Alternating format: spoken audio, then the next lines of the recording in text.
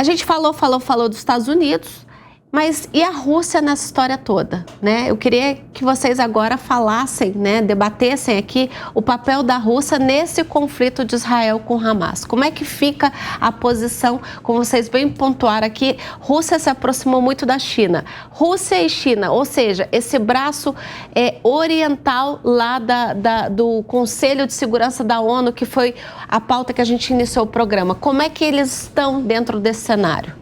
Bom, uma grande aproximação entre Rússia e China, né? Vamos lembrar que a Rússia é um país bicontinental, ela é um país eurasiano, ela vive um dilema entre ser europeia e ser asiática, ela se volta ao longo da longa história russa, né? Começa em 988 em Kiev, né? Com a fundação da Rússia, sempre uma dicotomia entre olhar para o Ocidente e olhar para o seu interior, né?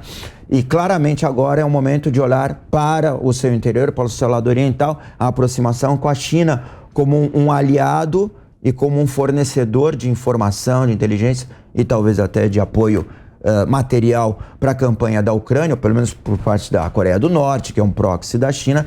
E agora é a Rússia claramente alinhada com a China e a Rússia, que é um ator presente naquela região do mundo, tem base naval na Síria, é um grande aliado da Síria, do regime de Bashar al-Assad. Foi graças à presença de tropas russas, da Força Aérea Russa, da inteligência russa, que al-Assad se manteve no poder na Síria. Para Putin já começa a se pronunciar sobre o conflito, é uma excelente oportunidade de diluir o impacto do conflito na Ucrânia. Tirar o foco, um conflito que já está desgastado, que já drenou recursos humanos, materiais, de bem-estar da Europa e dos Estados Unidos. E Putin agora parece, já que é amigo de vários desses regimes, inclusive do Irã, como um grande moderador, o que pode parecer até como um contrassenso, mas Putin sai, ou por enquanto, é o grande vencedor moral e operacional deste conflito. E se o petróleo explodir, mais ainda. Mais ainda, porque a Rússia é o grande beneficiário de dois processos que para o Ocidente são aterrorizantes. O aumento dos preços de energia. A Rússia é um grande detentor de reservas de petróleo, de gás natural, um grande fornecedor. E outro do aquecimento global. Nós temos que lembrar que a Rússia é o maior país do mundo, 17 milhões de quilômetros quadrados, e uma boa parte do seu território de solos congelados. Com o aquecimento global, os solos congelados da Rússia, o permafrost, passa a ser um solo fértil. A Rússia passa a ter controle do Oceano Ártico, com a navegação permanente daquele espaço geográfico, né, que tem gelo o tempo todo, mas que com aquecimento global... sempre foi um problema para eles. Para eles, então, a Rússia hoje é o grande beneficiário das pautas que são as pautas negativas para o Ocidente. Alguma contribuição, comandante? Não, eu acho um aspecto interessante também, né, só complementando, que o pessoal acha que a colaboração entre russos e iranianos na Síria é total. Não é total, eles competem um pouco e a Rússia, ela tem assim um papel muito importante na segurança de Israel, na medida que eles são uma contenção aí ao Irã pela própria competição. Eu não sei, é difícil cravar alguma coisa, porque é o que a gente estava discutindo nos bastidores, o relacionamento do Bibi com o Putin foi bom. Bibi é ótimo. É do Benjamin Netanyahu. Mas é mais fácil falar Bibi, né, gente? Então é difícil saber, é difícil cravar, porque... vocês vão concordar comigo uma coisa. A gente fala uma coisa hoje, faz um prognóstico, o dia de amanhã muda tudo. Sim. E a gente passa por nada. Eu não consigo cravar nada nesse aspecto aí. Mas eu concordo com o professor Alberto. A gente, primeiro, Putin sai como o cara da guerra por vários motivos. Além dele poder agora dar lição de moral para os outros e chamar a atenção do Biden, o que é trágico. Ele está conseguindo reverter a situação econômica totalmente para o país dele. Porque tem também a questão de grãos. Uhum. Tem a questão que a Rússia agora vai ser fornecedora terrestre. E até vai competir com a gente. Até nós entramos aqui nessa história, Brasil, que hoje fornece uma grande parte dos grãos para a China. vai competir com a Rússia, porque a Rússia, numa linha terrestre, vai fornecer, e esses acordos que foram tratados agora também entre eles, para aumentar o número de fornecimento. Então, a Rússia tem para onde escoar a produção, que escoava para outros lados e tem embargo em alguns lugares que não pode mais, tem para onde ir com gás.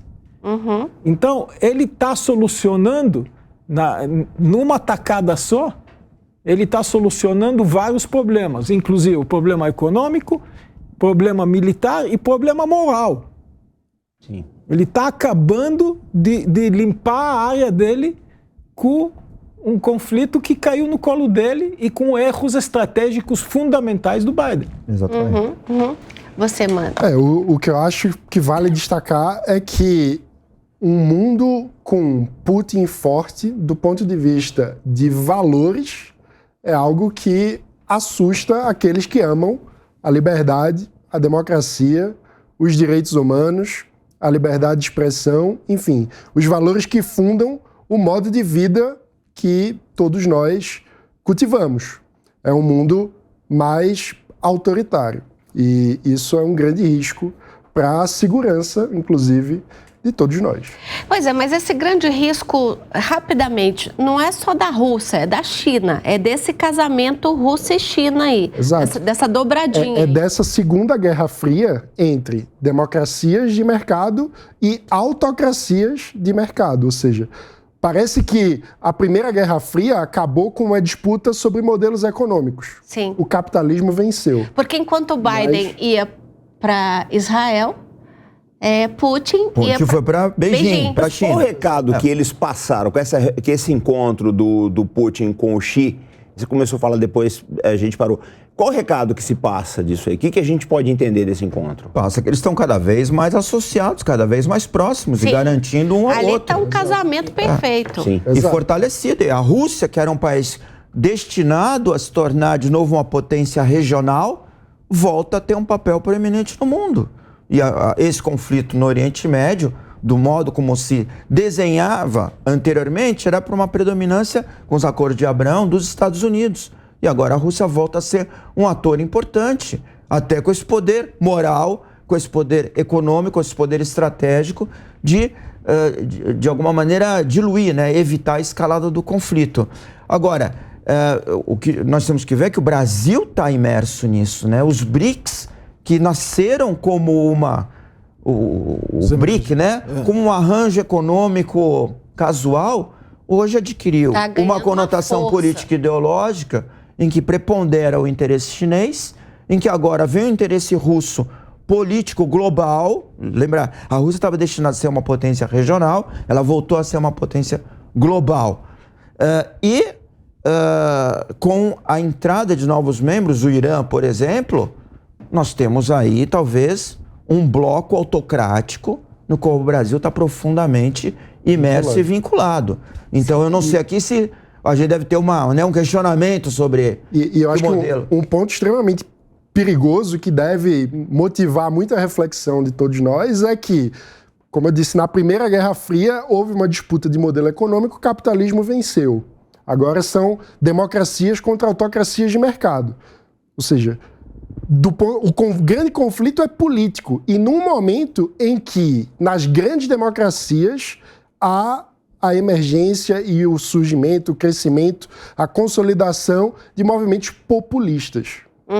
Então, isso coloca muito em crise os valores da democracia que sustentam o pluralismo das sociedades modernas.